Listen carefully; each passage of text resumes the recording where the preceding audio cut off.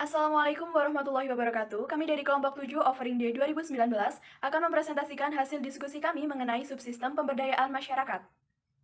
Sebelumnya, berikut adalah daftar anggota dari kelompok 7. Adia Yuli Andita, Anissa, Arisya Bulfudulai, Fadilatul Umi Chandra Mahendra, dan saya sendiri, Dia Ayu Kamila. Baik, saya Dianita akan menjelaskan pengertian subsistem pemberdayaan masyarakat. Nah, pengertian ini ada pengertian pemberdayaan masyarakat, dan pengertian subsistem pemberdayaan masyarakat. Nah, yang pertama ini adalah pengertian pemberdayaan. Pemberdayaan itu adalah suatu upaya untuk membangun kemampuan melakukan suatu hal dengan cara mendorong, memotivasi, dan membangkitkan kesadaran terhadap potensi yang dimiliki dan usaha untuk mengembangkannya. Jadi kata kuncinya itu ada 3, mendorong, memotivasi, dan membangkitkan kesadaran untuk dapat mengoptimalkan potensi yang dimiliki dan usaha untuk mengembangkannya.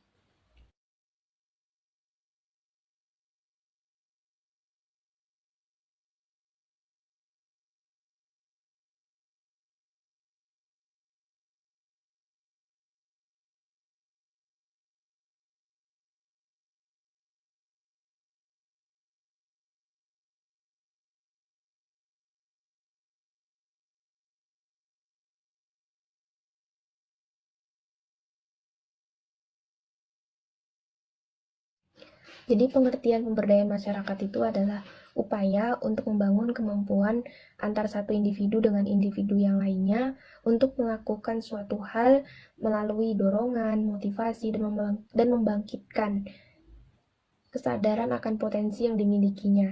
Jadi ini adalah dorongan, motivasi, dan membangkitkan potensi yang dimiliki oleh masyarakat, dan ada usaha untuk mengembangkan potensi tersebut. Selanjutnya, pengertian subsistem pemberdayaan masyarakat menurut Undang-Undang Nomor 72 Tahun 2012 tentang Sistem Kesehatan Nasional. Subsistem pemberdayaan masyarakat adalah pengelolaan penyelenggaraan berbagai upaya kesehatan, baik perorangan, kelompok, maupun masyarakat, secara terencana, terpadu, dan berkesinambungan, guna tercapainya derajat kesehatan masyarakat yang setinggi-tingginya.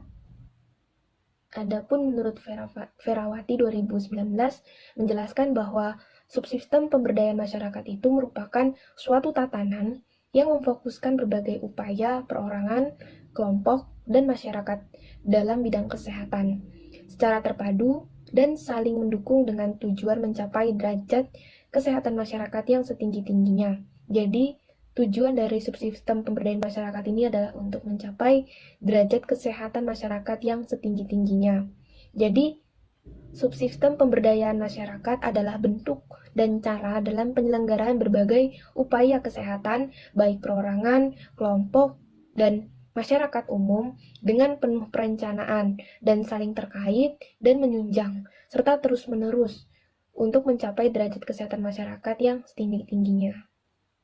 Kemudian tujuan subsistem pemberdayaan masyarakat berdasarkan Peraturan Presiden Nomor 72 Tahun 2012 dan Depkes Tahun 2009.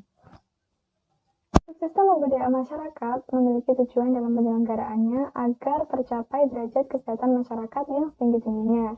Dalam Peraturan Presiden Nomor 72 Tahun 2012 tentang Sistem Kesehatan Nasional, disebutkan bahwa tujuan subsistem pemberdayaan masyarakat yaitu meningkatkan kemampuan masyarakat untuk berperilaku hidup sehat, mengatasi masalah kesehatan secara mandiri, berperan aktif dalam pembangunan berwawasan kesehatan, serta dapat menjadi penggerak dalam mewujudkan pembangunan berwawasan kesehatan.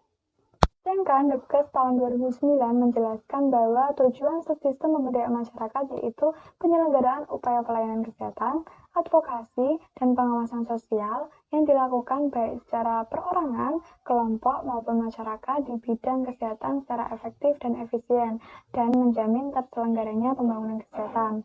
Selain itu, tujuan pemberdayaan kesehatan yaitu masyarakat dapat membangun dan memelihara kesehatannya berdasarkan kekuatannya sendiri dan secara berkelanjutan, kemudian meningkatkan partisipasi masyarakat di bidang pembangunan kesehatan, serta meningkatkan akses ke pelayanan kesehatan.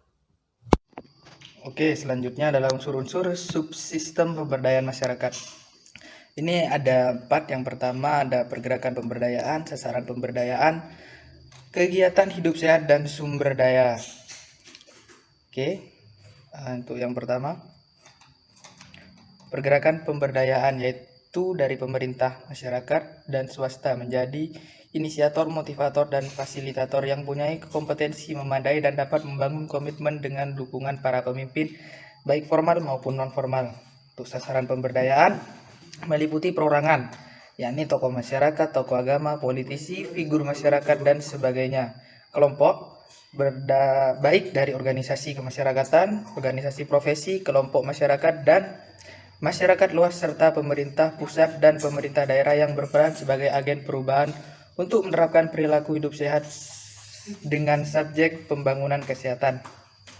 Untuk kegiatan hidup sehat dilakukan sehari-hari masyarakat sehingga membentuk kebiasaan dan pola hidup tumbuh dan berkembang serta melembaga dan berbudaya dalam kehidupan bermasyarakat.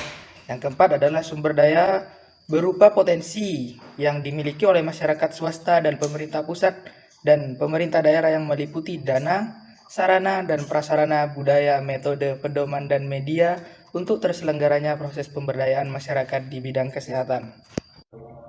Selanjutnya mengenai prinsip-prinsip subsistem pemberdayaan masyarakat. Prinsip yang pertama yaitu berbasis masyarakat. Pembangunan kesehatan berbasis pada tata nilai perorangan, keluarga, dan masyarakat sesuai dengan keragaman sosial budaya, kebutuhan, permasalahan yang ada di masyarakat, serta potensi yang ada pada masyarakat atau model sosial. Prinsip yang kedua yaitu edukatif dan kemandirian. Pemberdayaan masyarakat dilakukan atas dasar untuk menumbuhkan kesadaran, kemauan, dan kemampuan serta menjadi penggerak dalam pembangunan kesehatan.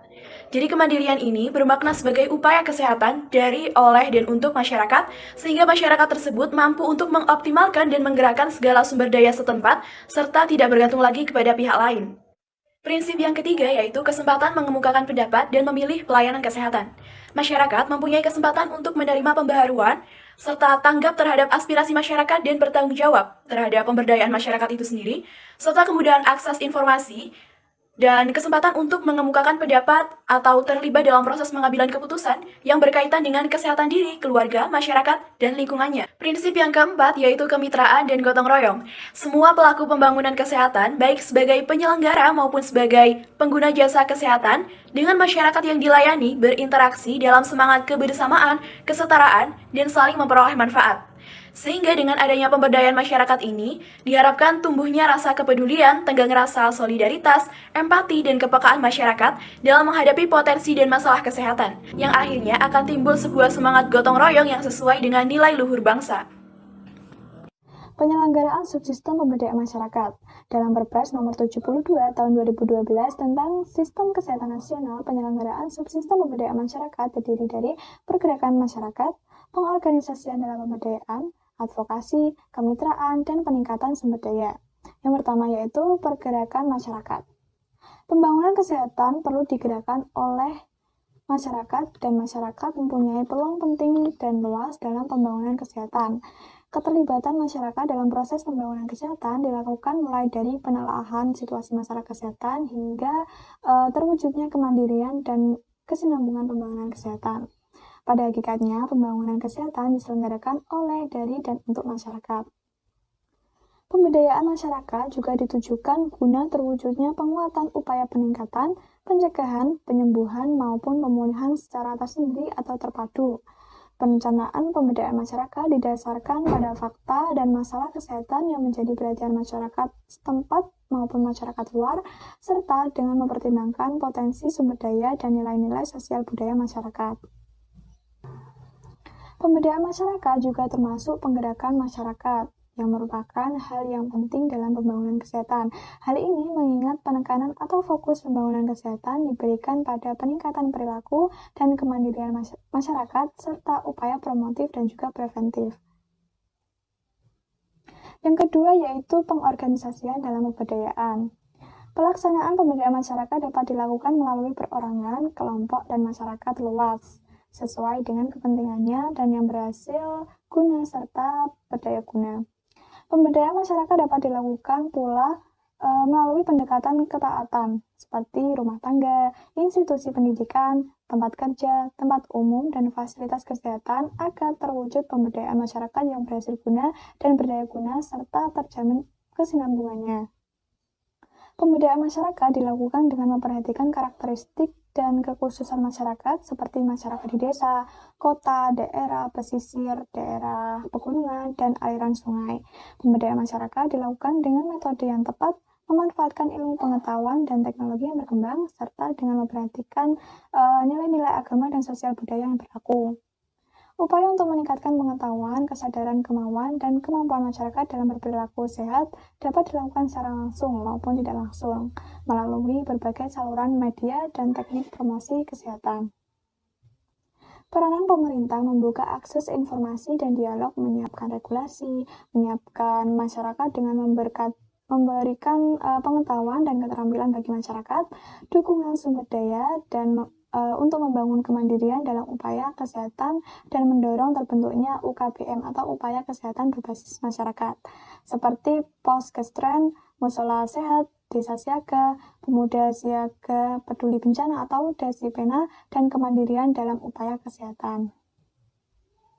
Peran masyarakat dalam pembangunan kesehatan dapat dengan cara mendirikan fasilitas pelayanan kesehatan maupun memberikan informasi kesehatan atau promosi kesehatan kepada masyarakat. Dalam kaitan ini termasuk pengembangan desa siaga atau bentuk-bentuk lain pada masyarakat desa atau kelurahan.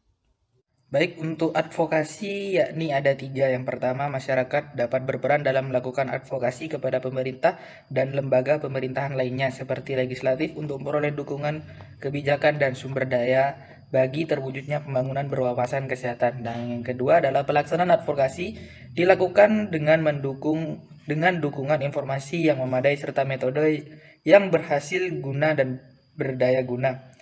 Yang ketiga adalah untuk masyarakat juga dapat berpartisipasi dengan memberikan kritik yang membangun bagi kepentingan seluruh masyarakat.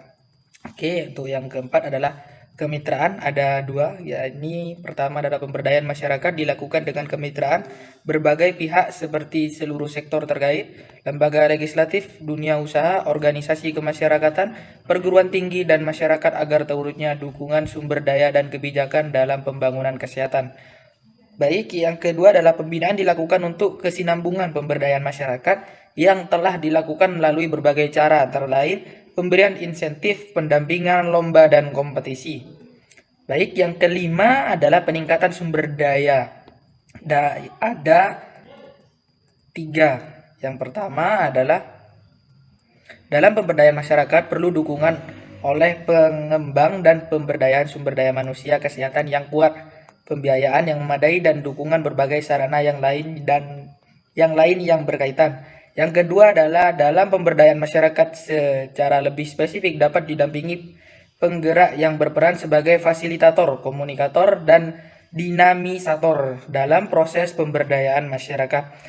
Yang terakhir adalah ketersediaan sumber daya tersebut sangat penting agar dapat terciptanya masyarakat berperilaku hidup sehat dan mandiri, termasuk pentingnya ketersediaan tenaga penggerak atau promosi kesehatan seperti di puskesmas dan rumah sakit yang punya kompetensi dan integritas yang tinggi.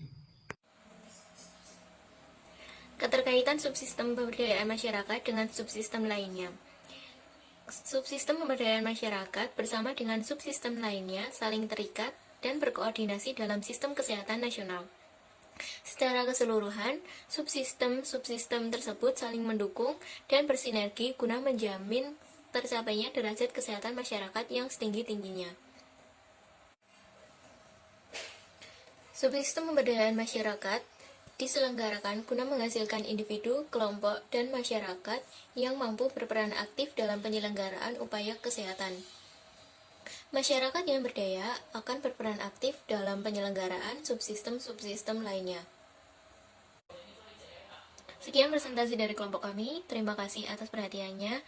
Jika ada yang mau ditanyakan, silahkan ketikkan di kolom komen. Terima kasih. Assalamualaikum warahmatullahi wabarakatuh.